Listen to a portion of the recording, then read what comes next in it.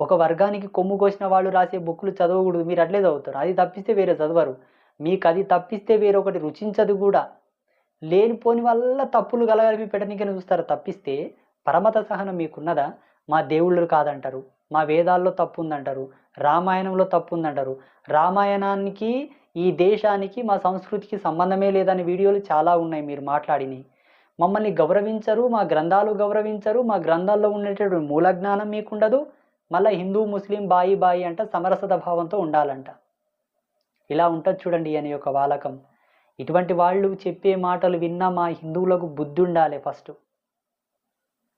వాళ్ళనుండమనండి, వాళ్ళ దేవుళ్ళకు కొలుసుకోమనండి, పూజించుకోమనండి, నమాజులు చేయమనండి, ఏమన్నా చేసుకోమనండి.